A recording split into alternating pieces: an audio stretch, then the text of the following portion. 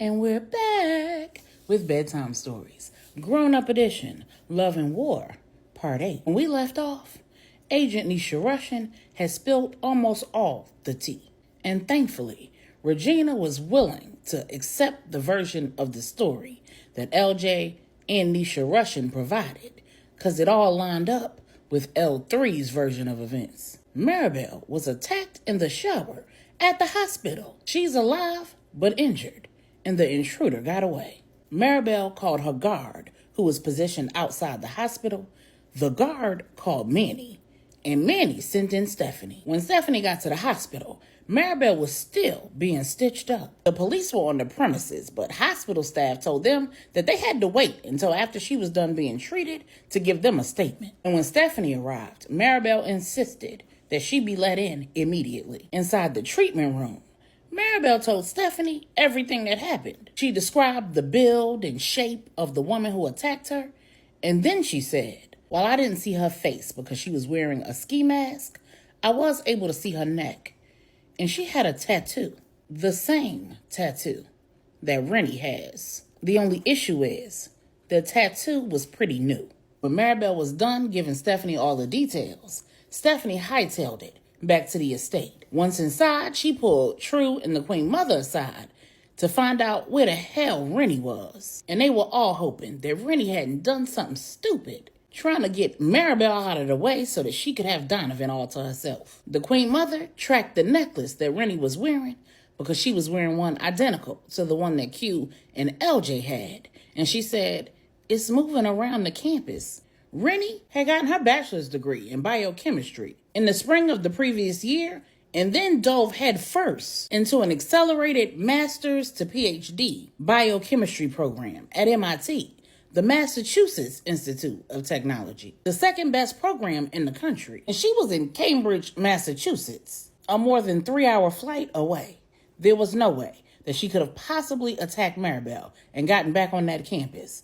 But the Queen Mother said, let me call the security guard that I have in place to physically track her whenever necessary. After confirming with him that Rennie was in fact on the campus and in the lab, True called Rennie. When she told her what happened to Maribel, Rennie was appropriately shocked.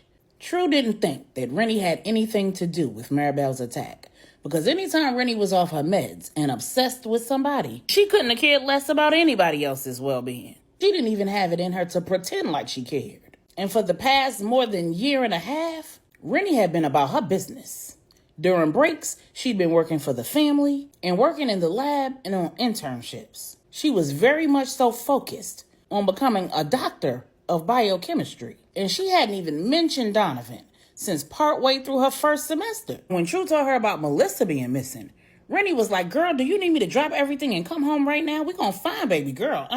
True said, no, we do want you to be extra careful, because we don't know if this attack against Maribel and the attempt to frame you is somehow all connected to this. So we need everybody to stay on their P's and Q's. Rennie said, I wish a mug would run up on me. I'm sexually deprived and I ain't had no drama in a good minute. Please make my day. True laughed and said, girl, just be careful, okay? Love you. The Queen Mother beefed up Rennie's security, just in case, because there was something to the fact that the assailant had her entire body covered, even her hands. But she somehow managed to ensure that the tattoo of the name Donabelle, Rennie's deceased mother's name, was on full display during the attack. According to Maribel, she was able to see the tattoo even before she tried to unmask her assailant. And Lorenzo had already cracked into the security cameras at the hospital. And he said that the assailant had on a janitor's uniform, and she made sure that her face wasn't picked up by the cameras before she put on the ski mask. But even after she put it on, she made sure that that tattoo was on full display. Meanwhile, Stephanie pulled True to the side to ask her what Corey was up to while she was at the hospital with Maribel. True said, girl, I am done spying on your ex-husband. We've been over this. Now, he was with Corey in the playroom, and he was on his phone. Stephanie said, was he on the phone with Kim? True said, girl, I do not know. It sounded like he was handling church and personal business.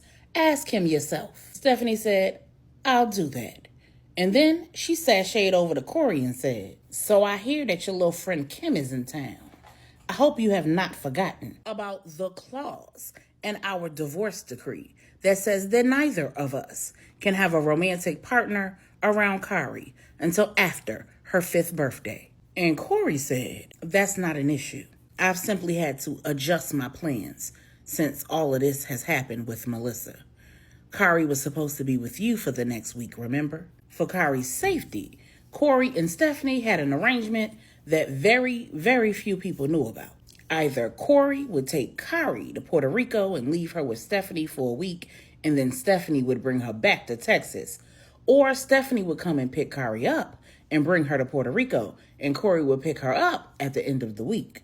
And that's why Stephanie was initially in Texas in the first place. Corey said, I was supposed to have a whole week to do whatever I pleased. When Corey said that, Stephanie was pissed. In her mind, that was almost an admission that Corey and Kim had a thing going on. Their conversation was interrupted when Q came to get Corey for his interview. Stephanie went over to True and said, how much I gotta pay you to kill Kim? Meanwhile, in North Carolina, Samuel, Wise, and their teams were still sitting on that house. They were getting photos of every person who entered the house and putting someone on every person who left it. Since Wise had everything pretty much under control, Samuel decided that it was time he reopened his laptop and take a look at the rest of that video from Charlotte's house. When he did, he was happy to see how Miss Charlotte handled that move that Big Dro tried to put on her. Miss Charlotte slapped fire out of Big Dro. She said, nigga, you must be out of your damn mind. When I end the thing, I end the damn thing. You done broke into my damn house and I done humored you while you explained what kind of mess you got yourself in now and why you won't leave me the hell alone. But let me make myself very, very clear. You're not going to threaten my man and get me back. And you're not going to get your paper up and get me back. I don't need your paper. And I'm not interested in being involved with a man who's involved in criminal activity. I done been there and done that. Big Joe said, but Samuel, Miss Charlotte said, why you keep his name in your mouth? That man living rent-free in your head. He is not standing between me and you. I'm standing between me and you. We got grown kids, Dro. Spend your time getting to know them. We got grandkids, Dro. Spend your time getting to know them. Leave me alone, though. None of your kids live at my house, so there's no reason for you to be here. They got their own phones, so you don't need to call mine. And you ain't got to worry about my man doing a damn thing to you. Because I have not told Lil Dro about all the shenanigans you done been kicking up. But I can promise you that when I do, he's gonna handle you. Now, do you want to go to war with your son? Because that's what's gonna end up happening. You know that boy don't play about me. And you might not care about my happiness and what I need and what I deserve. But he does. And despite the way that you failed our children, they all still love you. And none of them wants to see you back in jail or in a grave, running around at your big age talking about you a gangster. You've been under the jail for more than 30 years. Real gangsters don't get out of jail and go buy brand new threads and expensive cars. You making the block hot. You ain't got to worry about me calling them boys because you broke in my house. They already watching you, dummy. Now get the hell out of my damn house. And if I have to tell you again, I'm going to pull this pistol that I got on my ankle. Big Dro said, oh, so you feeling real brand new, huh? Threatening me with my own son? Threatening to shoot me? Trying to clown me? I was trying to give you an opportunity to make it right. You don't leave a nigga when he down. You don't hold a nigga down all that time and then bounce. You don't pick up with another nigga that the streets know about and have them niggas clowning me. I was trying to let you get right, but you don't want to get right. So now I'm going to have to make an example out of that nigga. Charlotte said, boy, get the hell out my house. If I say that another time, a bullet gonna follow. And then she pulled the pistol off her ankle. Big Dro said, I thought I taught you not to pull a pistol you wasn't going. And before he could finish that sentence, she shot him in the foot. Hearing the gunshot, the man that Samuel left on the property came running in the front door. He kicked that joint in with one good kick and came in 2 guns drawn. When he got down to the basement, Miss Charlotte said, get him out of here and get him some medical attention. And keep him until Samuel comes back. Samuel was tickled pink watching Miss Charlotte put down her gangster. He said to himself, and that is where Big Wood gets it from. I love that broad. Meanwhile, in Dallas, Q was over the interviews. Q was on the phone with Big Wood, passing him all of the information that True had gotten out of Agent Rushing and the information that he had gotten from Maribel before she headed over to the hospital to deliver that baby. He told Big Wood to find Melissa, not to allow her to be interviewed by the feds, to have Donovan stay with Melissa until he got there, and then for him to go check in with Samuel and join their team, because Samuel and Wise had a lead that looked promising. Q's plan was to send Melissa back to Dallas with Donovan, and then he, Big Wood, Samuel, and their team would find out who was behind Melissa's abduction and crack his trafficking case. When Q finished his interview with Pastor Corey, he called Big Wood again, and he went straight to voicemail. He got a text message from Big Wood that said, "We found the entrance." And Q texts back, "She's not alone. Save him for me." During Corey's interview, he told Q, "As Melissa's pastor, you already know that I am not at liberty to share with you the details of the things that she shared with me in confidence. But because of the circumstances, I'm going to tell you everything that I know that Melissa would want you to know and everything you need to know to find her." Then Corey told Q about all of the dreams Melissa had been having. For months, she'd been having dreams about some man.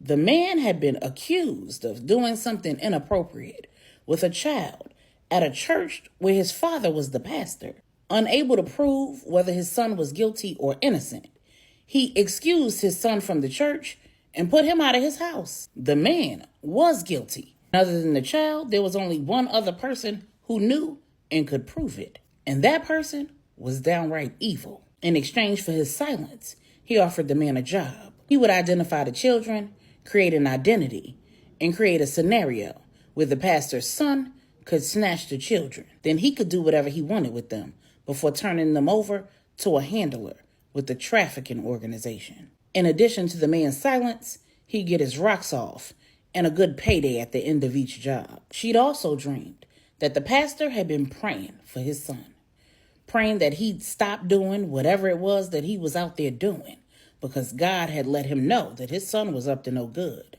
praying that his son would find his way back to Christ and that he'd come back home. He'd also been praying that God would send someone who would stop him and help him find his way.